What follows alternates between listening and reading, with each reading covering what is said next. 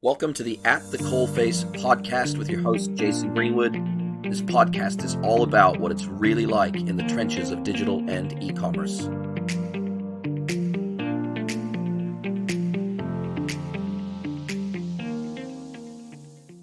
Welcome to the latest of the At the Coalface podcast, everyone. It's Jason Greenwood, your host here, and I have the privilege to introduce to you today Danny Phillips. He may not need, for most of you, any introduction whatsoever. He is a bit of a luminary in the e-commerce space down here in ANZ, and I feel super lucky to have him on board today. Welcome to the pod, Danny. Great to be here, Jason. Awesome, mate. Well, look, we've been back and forth for a long time, and look, I've been watching you from afar and watching the good work that you do, particularly, I guess, in the customer experience space. You know, you are really well known for this. You put out a ton of content around it, and it kind of puts a lot of people who, I guess, consider themselves to be customer centric to shame, because I think that a lot of customer centricity in the market comes from the perspective of customer-centric marketing, right? So it comes through this lens of how can we be more customer-centric in the way that we market to our customers to hopefully get them to buy more, spend more, stay with us longer, and I guess make them stickier from a marketing perspective to our brands. And I guess what I love about your perspective, and we'll get into it in a little bit more depth, but what I love about your perspective is it's how can we be more customer-centric for the customer. And so not only do you come from an agency background, an e-commerce agency background, but you also have this platform, SaaS platform called Omneo, which really, I guess, crystallizes your view of being customer centric for the customer. So maybe tell us a little bit about how, you know, you came to even be passionate about this in the first place and how Omneo came to be. And we can sort of start there. Yeah, for sure. I think it's sort of that sort of frustration with that marketing approach where it was really focused around, I think, words like acquisition and driving behavior was the one that just never really sat well with me. And as an agency, we used to work sort of right back when social media first came out as a really interesting way to engage with customers. And unfortunately, I convinced a lot of brands to get involved heavily in social media, which is now a sort of thing I kind of regret in the long term because we sort of fed the beast that we had to end up sort of buying our customers back off in the long run. So what that sort of made me think about was the idea that in digital and in marketing, it was a lot about driving behavior and pushing customers to do something that they didn't maybe want to do under their own steam. But at the same time, we had a whole lot of customers actually on the brand's website today and actually in our stores today. And not much time and effort was being spent, I mean, outside of the retail team, in actually making sure that the people that had turned up were being served well and were getting a good result that would hopefully empower that next transaction or that next engagement with the brand. It's almost like once they walked through the door or clicked the link on and arrived on the website that the job was done, whereas I felt like that's where the job started. So I think more of the technology that we were building was really leaning more into this idea of how do we help enable customer behavior as opposed to driving customer behavior. So, and the more we sort of leaned into that concept, the more we realized that that was the opportunity, is not to create more MarTech weaponry that invaded the customer's privacy when they were trying to do something else, but actually enabled the customer to do more when they were on the brand website or in the brand store. And also that the behavior in one channel, that the behavior that might happen in a store when I'm maybe not planning to buy today, or the things that I might do on a website when I'm not planning to buy online today, is generally a really good source of information about what I might do next, potentially in the other channel. And a lot of that information and interaction data was being thrown away or only being used for targeting and advertising concepts and not being used to enable better customer experiences. So that was sort of the watershed moment for us, where we started focusing on CX being using the brand to solve customer problems as opposed to using customers to solve brand problems, which is what marketing tech tends to be.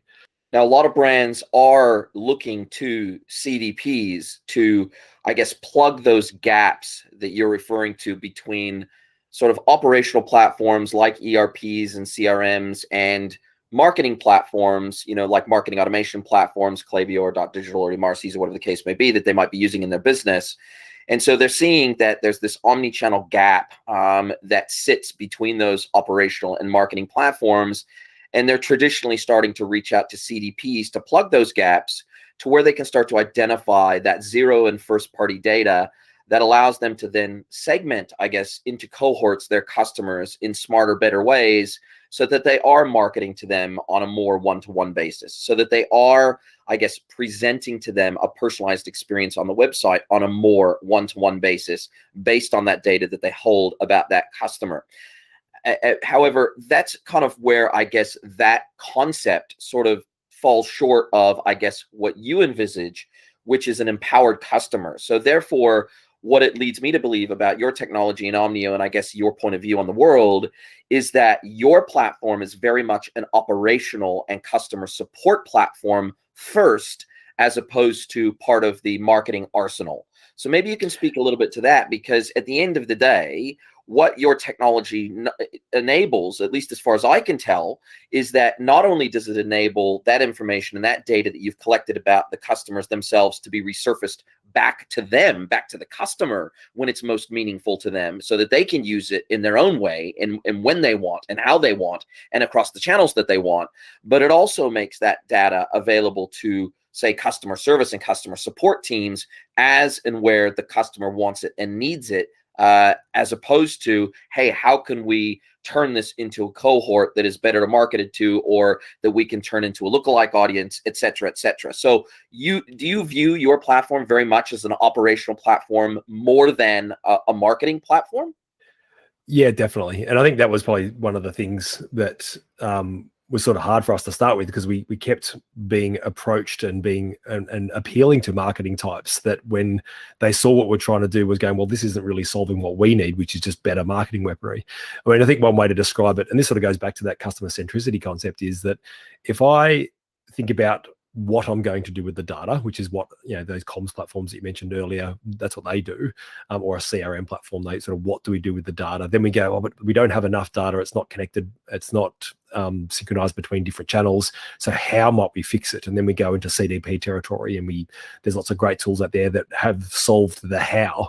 But the problem is that no one solved the why. Like, why is the customer sharing this data with us in the first place? And the why can't be because I want to join your email marketing database, or I want to get more targeted advertising. The why is because I love this brand, or I like this brand, and I want to be able to pick up where I left off, and I want joyful utility from this brand. So Omneo's sort of unapologetically just solving for the customer or their agents. And when I say their agents, I mean the store teams and the customer service teams, or anyone else that is representing the customer's interests today, right now, one customer at a time, never more than one. And this idea that if we can make it so that Omneo only really helps that customer and the people that are serving them right now have a better experience, pick up where they left off, add more information, create transaction and interaction data as we go right now. If that's all it did, I'd be totally happy, and it would actually generate the incremental return that the brands need. Now, as a happy byproduct, you can feed this data that we've collected, because we've solved the why, into a CDP that can stitch it together with anonymous data on the website and everything else. And then that can be fed into the comms and marketing automation platforms, so that you can create Facebook target audiences and lookalikes and all that, terrifying stuff that the marketing technology has available to them. So what we're doing is just trying to solve the why. We play nice with CDPs and CRMs and audience management networks, but Omneo is only trying to solve for the why, and then we just make all that data available to the how and what might we do with it afterwards. But I think even if you didn't connect it to those systems, obviously you do, but if you didn't, I still think we're independently valuable to customers and the people that serve them, in helping them have a better experience once they're in store or on the brand's website, and that alone will generate the incremental revenue that brands need. Now, one of the key things I think that you've pointed out to me previously as, I guess, a bit of a use case, right? So we've got all sorts of use cases for your traditional CDPs around, hey, how can we, try to identify our customers with low cost of service? How do we identify which channel that they spend the most money, and therefore we're going to incent them to shop in those channels or those individual stores or online. We're going to segment out customers that do lots of returns. We're going to segment in customers with a high AOV and a high CLV. So we've got, I guess, some pretty concrete use cases for modern CDPs of how they help brands market better, be more profitable, control their costs, target customers that are going to be their ideal ICPs. So we've got, I guess, some really clear-cut use cases. And so I guess when we first spoke, and this is going back a few months now, one of the things I asked you was, okay, well, that's really clear-cut, and that's really straightforward, particularly for marketing teams and particularly for customer service teams that may need some of that aggregated data out of a CDP to service their customers in the right way across the right channels. And certainly from an operational perspective, you have to pump in data from, say, Gorgeous or whatever your omni-channel customer service platform is. You certainly have to get that data in there to be able to do those segmentations. But from your perspective and from an Omneo perspective, can you just, without me sort of just putting it out there, I'd love to hear some of your examples of the use cases of where your technology benefits not only, say, the customer service and operational teams, but also the customer in their, whether it be at the point of purchase or at the point of consideration. I think, you joining that data between online and offline and their, say, for example, in-store browsing experience or something that they brought up to the counter or something that they took into a changing room, for example, but ultimately didn't buy. But then the in-store customer service team can, say, add that to a shared shopping cart or something like that then is surfaced through your mobile app. There's some really clever use cases that I think you've described in the past that to me get me really excited as a customer. So if I imagine myself in the customer shoes as opposed to in the tech shoes or the integration shoes or the marketer's shoes, if I put myself look at this through the lens of a customer actually in a store or shopping online with a brand that I love, your technology really helps me actually get even more excited about interacting with that brand because the data that I give them is surfaced back to me at really meaningful times. So can you share some of the, I guess, typical use cases of your technology as it relates to that customer lens? It really does just come down to this idea that as a customer, I can generate transactions and interactions with the brand, as long as it makes sense for me as a customer to identify who I am whenever I'm online or in store. So we have a few service design challenges to get through there. But if I click a link on an email and arrive on the website, you know who I am. Having sort of more soft login experiences online is important. When I walk into a store, having a reason to check in so that I can pick up where I left off. Here are the things I viewed online. Here are the things that are in my wish list. Here are my previous purchases. Here are your sizing preferences or brand preferences. So having an experience where the customer can access their own history to help them, with their future is really important. So then the idea that as I'm walking around the store, if I can scan things into my own wish list for later, every time I walk out of a store, if I can get a receipt, I think to really simplify this thing, if I go online or in store, I get a e-receipt sent to me, which is, you're at this store, you bought these things. If I could also get an interaction receipt, you're at this store, you looked at these things, you tried these things on, you didn't like these things, you liked these things. This is the information we save to your profile for next time.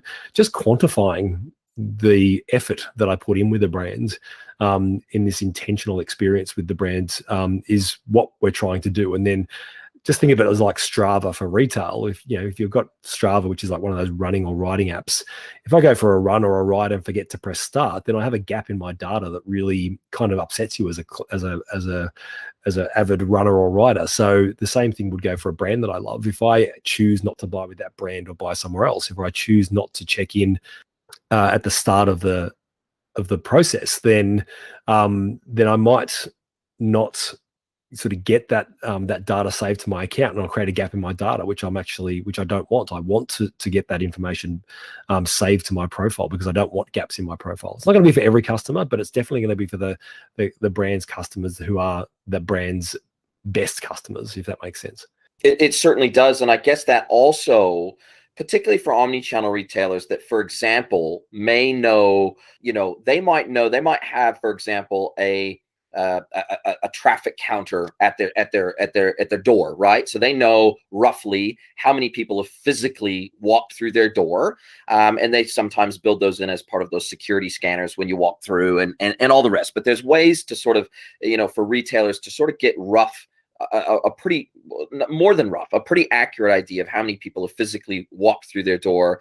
And then therefore, at the moment, even without Omneo, they know, okay, we know kind of what our store conversion rate is, the number of people that walk through the door versus the number of transactions for a day. That can give us a rough idea of our conversion rate of people that walk through the door. But I think with your technology, what it does, and this is very much a sense that I get, and correct me if I'm wrong, it gives them more intelligence than that, i.e., with your technology, because it's tracking interactions, or at least it can, and therefore you've got kind of this interaction history as opposed to just a transaction history with the brand. And therefore, if I make that interaction history valuable enough to the customer, if I'm clever and creative enough as a brand to make that useful to the customer, then they are going to want to track all those interaction points. They're going to want to track all those metrics, all those KPIs that are also beneficial to me as a business, as long as I make that valuable to the customer as well. Now, what that does from my perspective, if I'm thinking of it through my business lens now, is it allows me to take the temperature of how good of a job I'm doing at that. In other words, if I take the data, for example, of the people that are walking through my physical door, and then I look at all the interactions that are being tracked or not, then therefore that will tell me as a business, am I doing a good job of making these interactions value to my customers or not? And if they don't want to track those interactions, then it means I haven't positioned that value very well to my customers at all, and I need to do a better job of that. Would you see that as a critical piece of this puzzle, which is it gives businesses better insights into how good of a job they're actually doing at that task? Yeah, for sure. I mean, I think when we've built in customer satisfaction into the core of the platform, so that every transaction or interaction that generates a receipt to the customer asks the question, how satisfied were you with that recent experience? And with one click, the customer can say, yeah, good or bad. And that basically turns your entire best customer base into, permanent, always on mystery shoppers, which is hugely valuable. If you're, as a brand, if you've got a physical store with staff and rents and all those sorts of things, or a big website that you spend a lot of money on, if most of your customers are choosing to interact with those two experiences and definitely don't want to tell you who they are, and only want to tell you who they are when they get their wallet out, and even then only rarely, then you probably don't have a brand that's going to survive the longer term. I think that's, marketplaces are probably for you.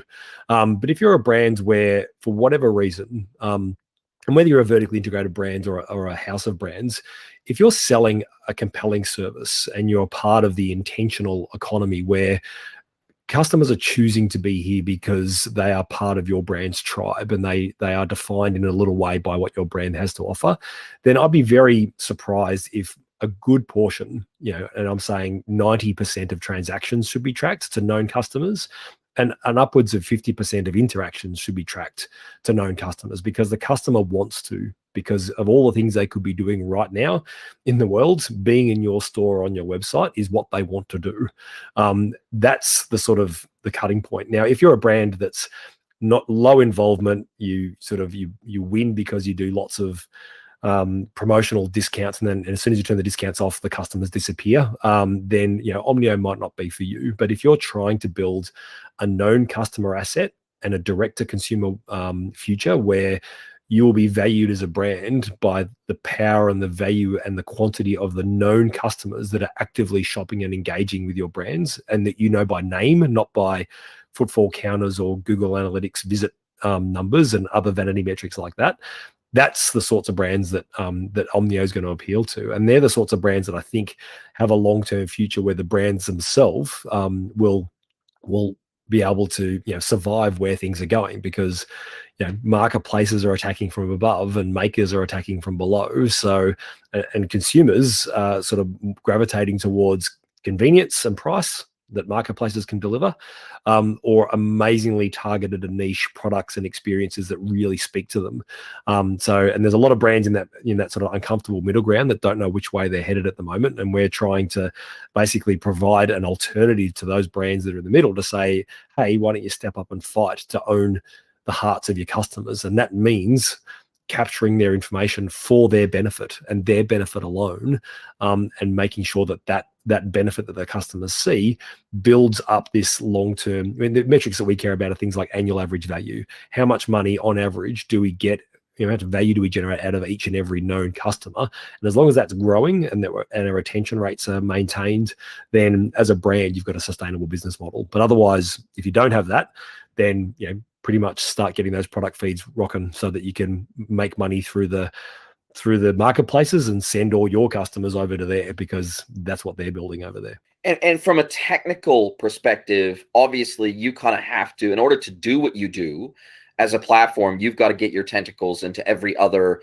operational, sales, transactional platform in the business. So I'm guessing that for the most part, that means you're going to need to integrate with point of sale systems. You're going to need to integrate with ERPs. You're going to need to integrate with e-com platforms. You're going to need to integrate potentially even with marketing automation platforms, so you know the interaction they've had with email. You're going to need to integrate with lots of systems to kind of aggregate all that data that's being collected from many disparate points, including maybe customer service platforms, maybe even like a Gorgeous, etc. If you want to surface that kind of stuff in a meaningful way, in a useful way back to the customer, then that means the more systems you connect to, the more meaningful of an experience you can create.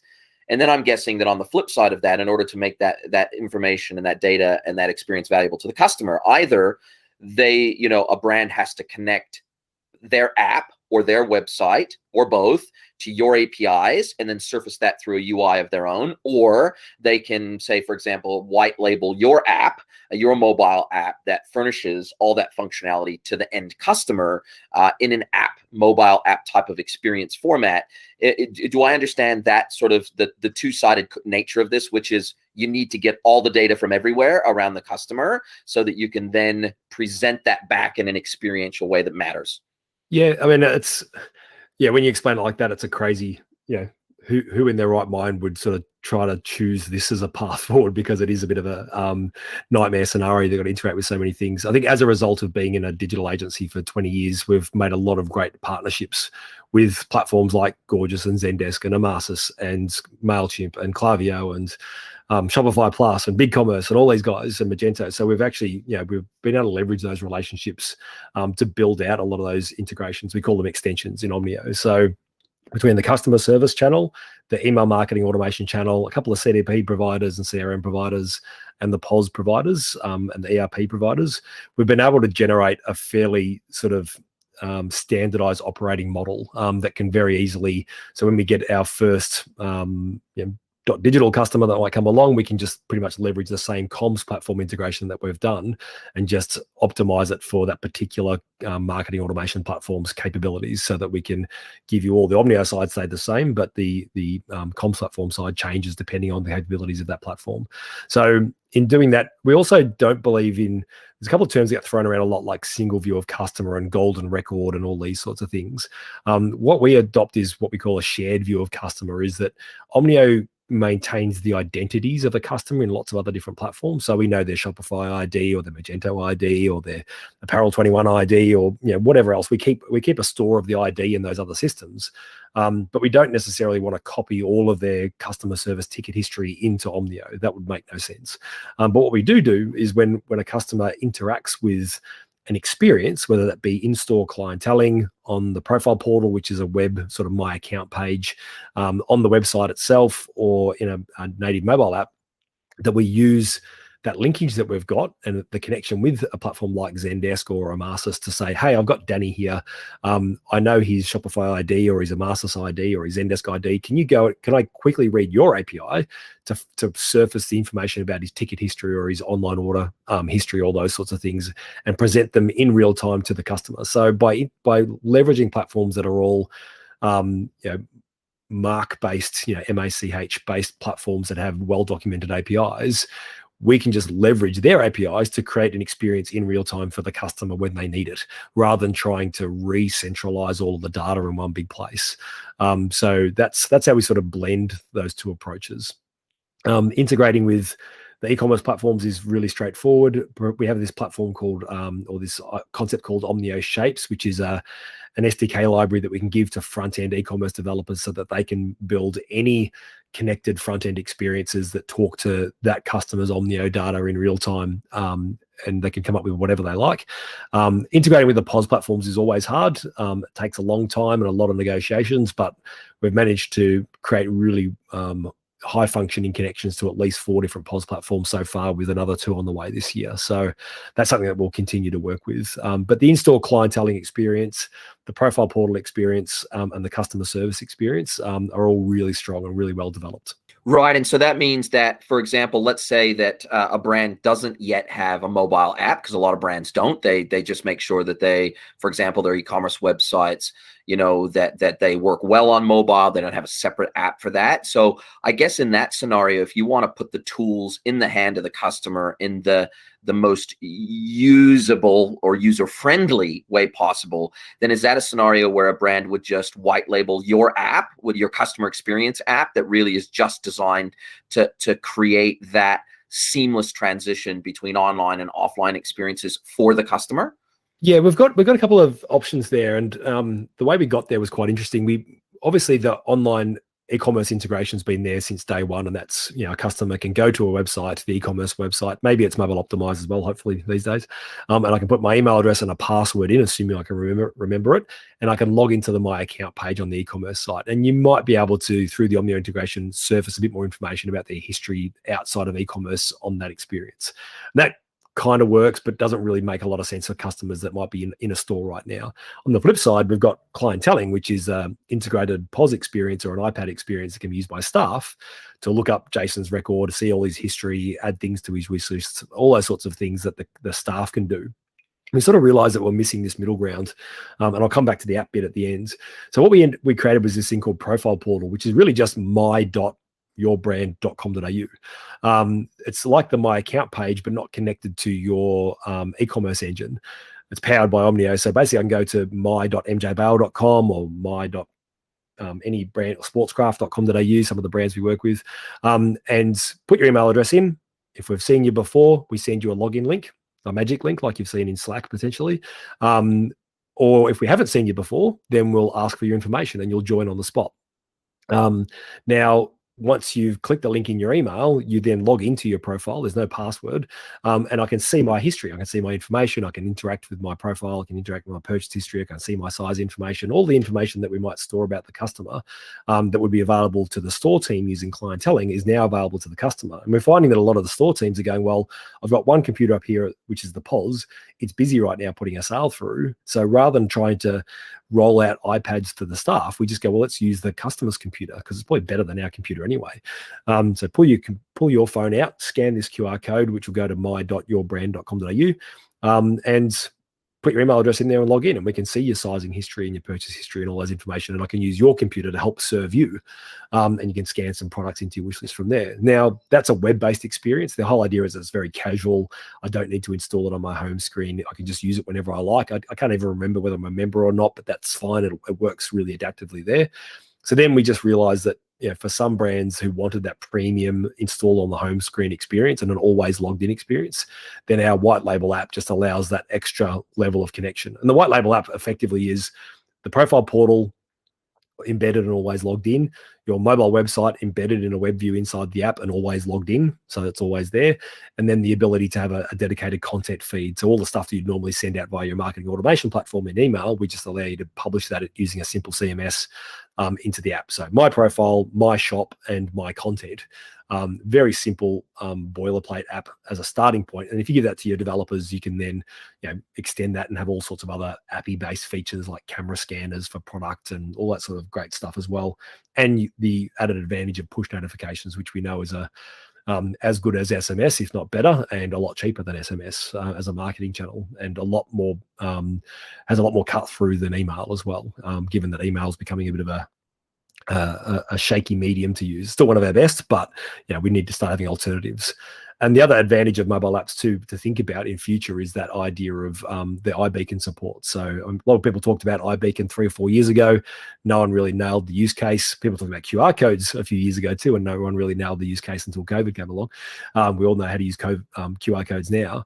So this idea of iBeacon, where I can just walk into a store, the app beeps in my pocket and says, "Welcome to Chadstone. Here's what's in your wish list. We've let Danny up at the counter know that you're here. Press this button if you need help." This idea that we know that you know that we know you're in the store without it being creepy is very much what this sort of zero-party tracking is all about. And the idea that I can log into a web visit without having to do anything is one of the promises of a native mobile app that you can't get from a web app. Do you work in e-commerce or omni-channel?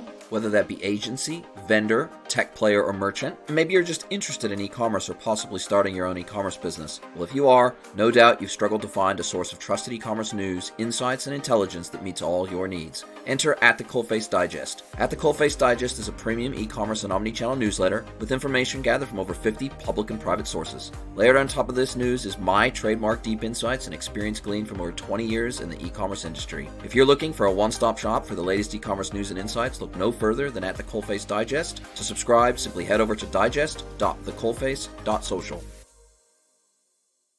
Yeah, and I guess what it does is, from a customer view perspective, is it turns store staff, kind of converts them from a salesperson who might be a little bit of a hard sell to a concierge, right? So it kind of flips the concept on its head, where it's like an on-demand concierge in store, to where, if I'm in this is, we obviously used a lot of fashion examples, but there's many other examples of where this would be useful. I mean, if I'm in a big box store, it could potentially be helpful to summon someone to where I'm at in a massive store, and through beaconization they'll know exactly where I'm at, or they're gonna be able to find me because I'm effectively summoning them, or to a summon point in the store. If you create those summon points in the store to where in the app, I'm summoning you to point XYZ, then there's lots of ways you can turn store staff into concierges, as opposed to just a random person that you're trying to grab walking down the aisle, or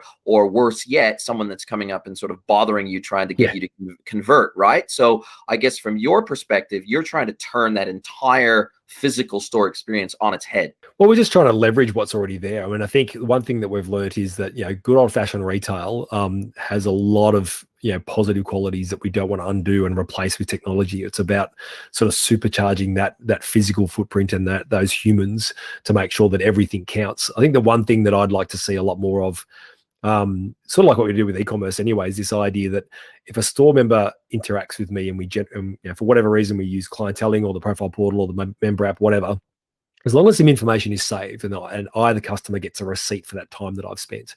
So as long as the staff member or myself through self-service are able to add some information to my profile, if that staff member helps me out and says, look, you're not going to buy the jacket or the clothes or the power saw today, but I've added these to your cart, I've added these to your wish list, so they're there for you should you change your mind later. Or you may be buying one thing now, but we're adding some other things that might go with that, or I might even think to do that after you've left the store. It's great that he bought that great jacket. Here's the rest of the clothes I think would go really well with that. Put that in a list and shoot that off to Danny later. Then that staff member can now start generating money asynchronously. I think when it comes to a staff at the moment, they live or die by how much money they put through their own point of sale system. Whereas if I got a chance, just like the website, I mean, this comes down to attribution. If I got a chance as a store team to say, here are all the customers you touched today, here's all the data you added to those customers, products, lists, intention data you created. And interestingly, here's also the amount of $50 bills you put through your point of sale or through your FPOS machine. That's all very interesting. But in the next 24, 48 hours, 7 days, this is the money that your interactions generated. So if you looked at your daily sales for the brands or for the store, it should be, here's how much money you put through your machines, and here's how much money your customers generated. That would be a much more interesting and motivating world for staff, because now all of a sudden, I don't have to kick away the customer who's trying to try on too many things, and I know he's not going to buy anything today, so I'm losing sales, and if I don't hit my sales targets for today, I'm going to get the boot or get in trouble. If I can start proving to the brand that I can generate money in my sleep, then we've got a whole different story. And even from a staff retention point of view, if you can show staff how much money they're generating from their customers, if you can quantify their customers, not their transactions, their customers, and the value of those customers across any channel over the course of a year, then if I as a staff member leave that store and go somewhere else, then if that store or that brand doesn't have the same sorts of levels of support, I'm giving up things. I'm giving up a database of X number of customers. And I think you'll find that might motivate the right kinds of salespeople in very different, fundamentally different ways than what we're seeing at the moment. It's this idea that customers are a byproduct of transactions as opposed to transactions being a byproduct of customers. This is what customer centricity means. As a store, who are your customers? How many are there? What are they worth? And any guest transactions where someone accidentally gives you a credit card and you give them a product and you don't know who they are, that should just be edge case scenario. That's interesting, but they don't count. None of that counts. How many customers did you connect to today? And what are those customers worth to the brand over the long run? Doesn't matter whether they use your point of sale or their own point of sale, which is the e-commerce site, to generate that sale. I think that's the sort of the shining light that I'm trying to walk towards, which is generally being driven by retail teams, not marketing teams. And traditionally, retail teams have been, they are a well-oiled machine. You're not allowed to talk to them. Don't touch them. We've got very expensive rents and very expensive staff bills. Do not talk or change their way of working because they are greyhounds and they need to run a certain way, and just leave them alone. And I'm starting to see now that the whole world's being turned upside down that we're going, well, we need to rethink about the value of our retail teams and our store footprints. And hopefully they need to be judged more on just sales per square meter, but more on the value of the customers that those square meters generate. And I think that hopefully will help brands not make the wrong decisions when they start re-rationalizing their staff and their store footprints in a sort of post-COVID world. Here's another concept that I've been thinking about for a really long time, and I haven't put out any content specifically around this yet, but it's certainly a content theme that I'm thinking about going down the path of, and I'm just wondering if Omneo kind of fits into this model almost perfectly, which is this. I've always had the idea that customers should be incentivized and appreciated for the time that they spend with your brand, even if they don't transact. And so you're starting down that path by saying, okay, we're going to make the data that we collect about you during those interactions, regardless of whether you transact or not, we're going to try to make that data valuable to the customer in a useful way from a brand interaction. And I guess, ultimately the goal of surfacing this data back to the customers to allow them to make more frictionless transactions with your brand over time. That's yes. The idea ultimately, right? But I think customers should be incentivized to spend time with your brand and interact with your brand, even if it doesn't immediately result in a transaction. So here's my thinking. So every brand is trying to find a way to create stickiness. Every brand is trying to create a model of loyalty or membership or something like that brings value beyond the transaction to the customer, right? And Omneo obviously can play a big part in that. But one of the things that I think is that brands don't value a customer's time enough. So if a brand, as part of their loyalty program, decided to say, okay, if you come into our store and you try on a piece of clothing, you get a point for that. If you come into our store and you interact with the app, you get a point for that. If you come into our store and you interact with our one of our salespeople, you get a point for that. If because at the end of the day, all those interactions are giving an opportunity to the brand to make a sale if their product market fit is right, if their customer experience fit is right, if basically everything is right, then the more opportunities to hit that home run with the customer, the more chance they have to convert, right? So I actually believe that in the long term, the best brands will incentivize even the spending of time with that brand. And so I think that Omneo can play a really pivotal part in that, because if you're not capturing all those interactions and you're not actually treating them as valuable, then how can you even put a plan or a program around incenting those? So I'm thinking of a points model whereby it's like a loyalty scheme, right? Where you get points and those are worth dollars, and therefore you can apply those to your purchases up to a certain, maybe a ceiling or something like that, or a certain daily amount or something like that. But basically, I see a time coming where brands are going to so value the opportunity to close a transaction with a customer that they're actually going to incent the time the customer spends with that brand. Yeah, totally. I mean, I think one thing I haven't mentioned, Omneo started as a loyalty engine. Like, one of the core functionalities that it provides is points, tiers, achievements, which is gamification, benefits, rewards, status. So it's got a whole loyalty engine built into it. I don't often lead with it because I find everyone understands what loyalty mechanics and loyalty incentives are, and it makes sense that the system that's capturing all of the transaction and interactions has the ability to mechanize those things. The only reason why I don't lead with that concept is because, as you described it there, it's like I'm challenging brands to say, we can definitely incentivize those things. We can build loyalty mechanics that make it valuable for the customer to do those things. We can basically bribe them into engaging. But I'd like to sort of start the whole conversation and challenge us to, because that's easy. That's without discrediting the market, it's the marketing approach. I'm going to bribe people with discounts to engage, not because it's interesting or useful or valuable to track this information without me bribing you, because I can't, because the retail team have to be involved in that. We're not allowed to talk to the retail team. So my whole premise is, let's see if we can make it like genuinely valuable for the customer to track their interactions and transactions with the brand first. Then acknowledge, incentivize. We're back into derived behavior territory here, which is why I sort of recoil a little bit against it. But of course, those mechanics are in place, and of course, it makes a lot of sense to build either gamification or rewards or benefits or points or tiers connected to transactions and interactions of any type. I mean, that makes a whole lot of sense. I think if the only reason people will engage with you is because you're paying them to do so, I think you need to step back and look I think you'll be appealing to the wrong kind of customers in that respect. But if you can do it in such a way where the incentives and the mechanics are pleasant, nice to haves over and above the joyful utility that the tracking gives you in the first place, then you're on the right track. I just want to make sure that the brands are doing it for the right reasons first. The why is about utility and convenience and experience first, and then the financial benefits or other status or status, access, power, and stuff are the four things that you build into a loyalty incentive scheme. And then they're added on top of that sort of core utility first. It's very boring and very utilitarian, which is why it doesn't generally appeal to marketers that are looking for a sexy campaign to launch, or here's our loyalty program poster that has all the 5 different tiers and statuses and benefits that you get, the sort of benefits grid that everyone seems to like so much. We definitely support all of that, and it's a huge part of what Omneo is used for. But I feel like that's the kind of icing on the cake bit. That's the sort of visualization of this stuff. Doing it right at the core is a lot harder. It takes a lot more engagement from all parts of the business.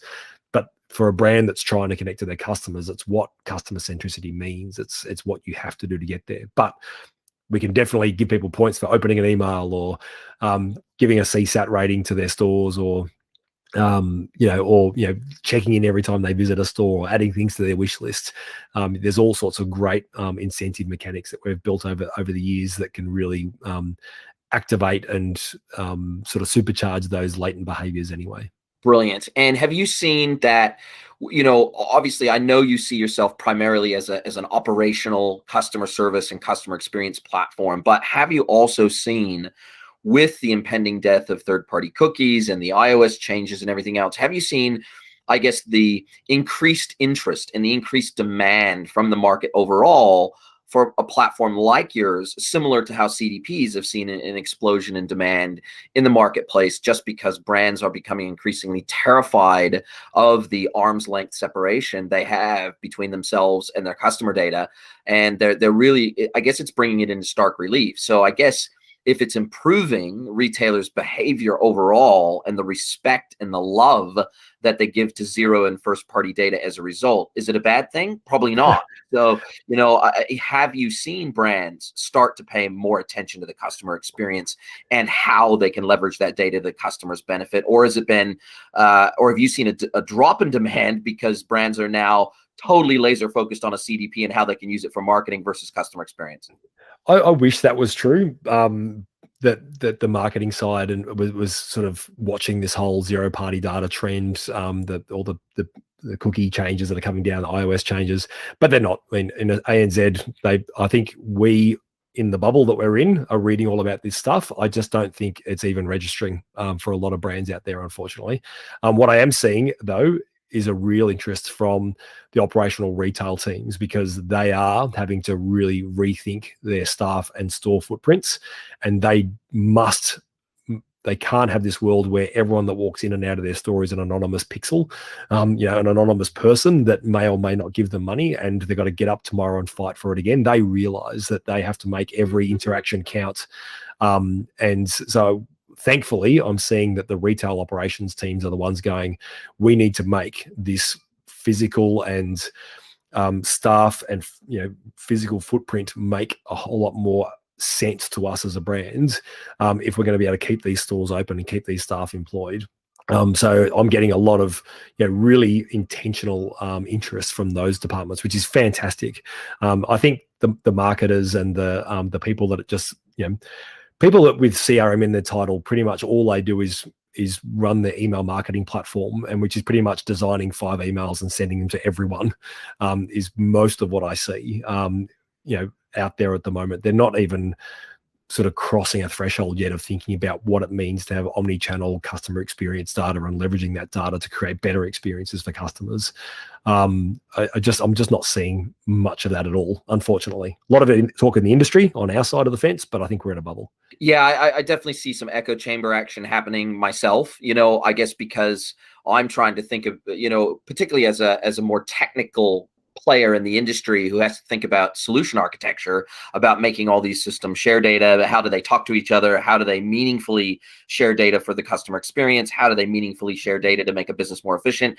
How do they, how do we, from a technical perspective, how do we build these experiences and link them together and create systems integrations to allow all this wonderful stuff to happen? So I guess I'm looking at it through a technical lens, a marketing lens, a business lens, a CX lens, and I'm trying to see it through every perspective that I possibly can. But to your point, I think, oftentimes marketing, and particularly digital marketing, acts in such a silo that they don't actually understand the impact of things like the sourcing team on their conversion rate, for example. Because if someone goes to a website and 9 times out of 10 the product that they want is out of stock, then that's going to kill their conversion rates, and vice versa. If the customer experience through customer service is terrible, if live chat's terrible, phone's terrible, email and help desk is terrible, then it's gonna kill the marketer. Could be the most genius marketer in the world and be acquiring customers and everything else, but if you're losing more customers out of the bottom of the bucket than you're sticking into the top of the bucket, you got a major problem on your hands. So marketers unfortunately live in a bubble where they don't necessarily appreciate and understand where the rest of the business is pulling big levers that impact marketing, whether they realize it or not, and impacting brand, whether they realize it or not. And I personally would love to see brands break down silos in their own business and actually have shared KPIs that are cross-functional KPIs that everybody has to contribute to, because I think that as long as we have siloed KPIs, we're going to continue to have this problem. And particularly with omni-channel retailers that have a physical store estate and online, that's an even worse set of silos, because as you say, you've got these traditional retail teams which are incented and KPI'd in completely different ways to the digital teams, and never the twain shall meet. And then you perhaps have account management and sales teams and potentially a B2B channel, and you've got scenarios where without a shared vision of us all achieving this together, and we actually have to achieve this together because we can't do it alone, and until that model and that mindset really becomes common in retail, we're going to continue to have this problem, in my opinion. Yeah, I mean, everyone talks about the break down the silos and all that sort of stuff. I think that will always just be this ongoing narrative. But I think, again, customer centricity helps break it down, because the customer, even one customer, the very same customer might change their behavior types. So we talk about online customers and omni-channel customers and in-store customers. At the moment, any one of those customers could change modes several times in a month or a year right now. So there's no real benefit in trying to categorize customers and experiences anymore. It's about, there's a set of jobs that need to be done that your brand's the solution for. You've got several experiences that you've built, which are stores and staff and websites and emails and social media pages and all these other things. Those experiences add towards a customer giving you either data or money.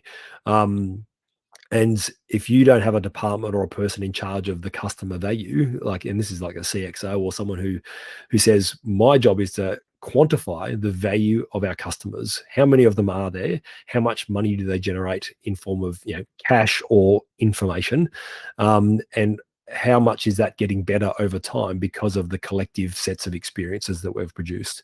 And a really good example I like to call to is Click and Collect's done a lot to break down some of these silos, but in-store availability. If my sole KPI was online sales and conversion rate, if I was an e-commerce manager, if I put an in-store availability widget on my website for how many of this particular product is available at my local store, that would hurt my KPI. Why would I want to spend my e-commerce budget, my website budget, on implementing that feature? Because it might actually hurt my conversion rates.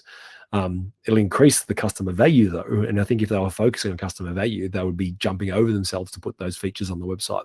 So we saw us get through those points with click and collect and store to door and in-store availability widgets. We sort of went through a bit of a reckoning, 3 or 4 years ago, I think, where a lot of brands saw the value in this. We just need to get through that next level with respect to customer engagement, customer data on top of that. I think once we get through that point, and we've got the right KPIs that are being shared across the groups and saying, your metrics of conversion rate and footfall and traffic and sales through your particular point of sale or computer are interesting metrics, but the target, the KPI, is customer value, customer retention, customer loyalty, customer value. They're the metrics that we're watching as a brand, as a team. And if those numbers are going up, then you're all doing well. If those numbers are going bad, then what are you guys all doing collectively to fix that? And it's not going to be through sending more emails, or it's not going to be through putting more subscriber pop-ups on the website. It's going to be through probably more collective experiences that involve one or more platforms, one or more channels, one or more disciplines to get there. And I think that's CX by definition is solving for the customer by activating different parts of the business in ways that they probably wouldn't have done otherwise. I think, you make a very good point about the whole click and collect thing, and how, obviously attribution, once click and collect was enabled and it was actually tracked through the e-commerce website at checkout, that it, was still attributable to it, at least contributed to by the web channel, even though it was ultimately collected in a store. And, brands have figured that out. You're right. And I think there's a precedent there that brands can use to break down other silos in their business, and they can hold that up as kind of a shining light of, hey, we wanted to solve for a customer problem here, and look, if we hadn't have solved for that previously, then look how bad off, for example, we would have been as a brand during COVID. Or you never know what's coming down the pipe, I guess, in terms of customer expectations. And I guess if you've built your business to be so rigid that you can only operate in one way, then ultimately that means that you're not flexible enough to withstand whatever new channel comes along, or whatever new experience the customer expects, or whatever it might be. If you're so rigid about the way that you do things and about the way you deliver your products and services, then it means that you ultimately will not be able to adapt without great cost and pain to the business to the next great thing that the customer actually wants you to deliver for them. And I think that, the idea that the customer is an asset and a participant in your strategy. I think, to your point, when macroeconomic forces, even if it's the cost of Facebook ads, doubles overnight, because of all these other changes, then if you're relying on waking up in the morning and going out and buying, attention of your customers every time because you don't own or have permission to have a direct relationship with your customers, then you don't have an asset to lean on. That's a big strategic defensive asset that you need. And this idea that, when you come up with strategies or solutions to problems that most brands take is, let's close the boardroom doors and let's close the stores and the website for a second. Let's all talk it all out. And then once we've finished it and we've solved it and we've deployed it, we open the doors and let's see what the customers, how they wash over this new thing that we've come up with. Whereas the customer should be in the room with you. The customer is part of the solution. Even that profile portal example I gave you earlier, where we use the customer's phone as part of the solution. I know not all customers will want to do that, but for the customers that are engaged, they are more than happy to. So often I see, and click and collect is a good example. Getting deliveries really hard. Maybe the customer can be part of the solution here. Maybe they can play a role in the logistics of the product because it's hard.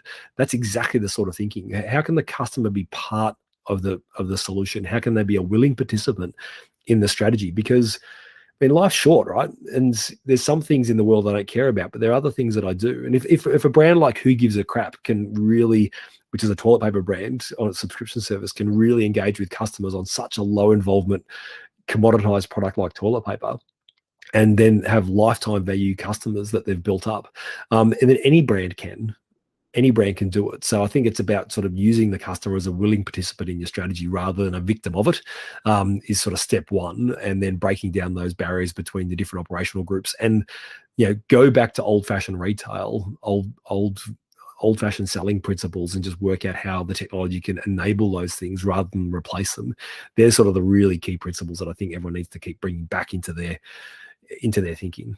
Old-fashioned ideas of good service never go out of fashion, right? That's Exactly. that's the idea. So, look, mate, it's been awesome to spend so much time with you. I really appreciate it. We're coming to the end of our time together today, but man, you've just you've dropped some absolute hard-hitting truth bombs that I think retail brands, if they're not thinking about this already, they're doing themselves a disservice. And I think they would, you know, regardless of whether they implement Omneo or some other CX platform or do something custom in-house or whatever they want to do, to my way of thinking, unless they're starting to think of zero and first-party data and all of these, I guess, changes that are coming down the pipe to the way in which we collect, store, and utilize customer data, unless they're starting to think of that through something broader than a marketing lens, I think they're doing themselves and ultimately their customers a massive disservice. And I think you've seriously highlighted that today, and I'm very appreciative that you have.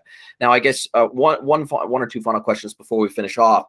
Now, I know that your platform is specifically very well suited to an omni-channel environment. Do you see it being deployed very much by pure play digital players, like, you know, where they might just have their own e-commerce website, or maybe they do e-commerce and social commerce and maybe a couple of marketplaces? Or is your platform primarily targeted at omni-channel retailers that do have those physical and virtual experiences and trying to bring them into a more phygital model using your tooling? Is it primarily an omni-channel platform? And if it is, what would be your tips for purely digital players that you're seeing some brands still not even get the pure digital stuff right in terms of creating a great customer experience that actually is valuable to the customer as opposed to the marketer? Yeah, yes, it is pretty much focused on omni-channel. I think if you're pure play, I think most pure plays by design appreciate the concept of the known customer. I mean, I think things like guest checkout is one of those things that if you're a pure play, you don't have that. I mean, guest checkout is just someone that doesn't want to save a password in my mind. The idea is that if someone's interacting with the platform, then you know who they are, or at least if they're transacting. I think maybe one of the shortcomings of a lot of direct-to-consumer pure play brands is they still don't want to know who you are until you've got your credit card out at the checkout. So designing experiences that say, if you can tell us who you are, or at least what you are, and I've seen some pretty interesting sort of, you know, pop-up survey type solutions that sort of are a bit annoying, but they're right in principle. The idea of, you know, understand your customer's need first through a simple wizard or a survey, or just some way of saying, let's just get the scene right first, and now let's present you with our shopping experience that's tailored for you. I mean, it's already tailored for you because you're on this website. I mean, I think, don't forget that. I mean, they could be anywhere on the internet. If they're on your website, they're already self-segmenting anyway. Just make sure that I guess that experience and the idea that if you tell us who you are, we can afford to give you more, even if you don't choose to buy today. I think that trying to solve for that is probably the right way to go. Because every other marketplace platform is doing that. So they are very much making sure that capturing the customer account is more important than capturing today's transaction. So I think just really leaning into that customer first, transaction second mindset is probably the one bit of advice I'd give to pure plays out there. But yeah, Omneo, we've got a couple of use cases for Omneo in pure play environments where they've got very complex multi-region setups or lots of different disconnected experiences that they're trying to connect together. But yeah, it really does come into its own when it's dealing with an omni-channel brand. Makes total sense. Now, one final question from your perspective, whether it's an omni-channel, an Omneo using brand or not, who in the ANZ region do you think right now is close to what your vision for CX Nirvana is, and why?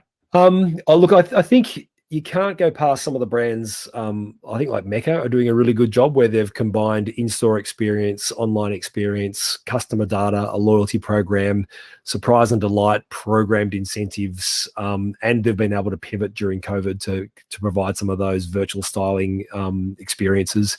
I think, you know, Mecca have always had a very strong internal CX and loyalty team and an e-commerce team. And I think they've chosen some good platforms over the years to really drive them. I still think there's room for improvement there, but I think they've done a really good job of behaving like a pure play direct to consumer experience, but having a very, very strong store footprint that caters to different customer groups as well. I think between Mecca, Cosmetica, and Maxima, they're even catering for different engagement types. I think just shows that they're a real powerhouse of customer experience, both physical and digital. So I think they're doing a really good job. It's hard to go past them as a good example. And events too. I mean, with Mecca Land, they sell out within minutes when they put those tickets on sale. I mean, I think you're right. I think Mecca is doing so many things right in terms of, they are their customer. The people that work with, the people that founded the brand, the people that work in the brand, the people that work in the stores, they are their target customer. And I think when you are a mirror of your customers, you really understand them and you have empathy for them in ways that when you're just hiring people to work on behalf of your brand, it's hard to replicate that type of feeling.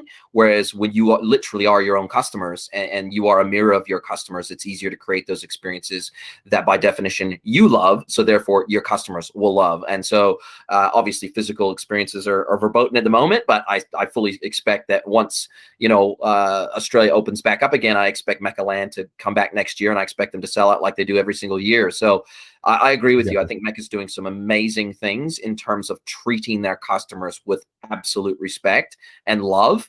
And their customers are responding in kind with insane loyalty, and their conversion rates in store are, I read some data, I can't remember the exact stats where I read it a couple of months ago, but their in-store conversion rates are mental. Like they're some of the best in the entire retail industry. So I think you're spot on. And that'll continue to get better. I mean, I think conversion rates, I think the idea of wandering around browsing it's going to take a while to get back to that. So people, I keep using this term intentional economy, but if people are turning up to your store, they've got a job to do. If your conversion rates are still what they were pre-pandemic, then something's wrong in your service design, because people should be there, informed, ready to purchase. They know what they want. They want to pick up where they left off.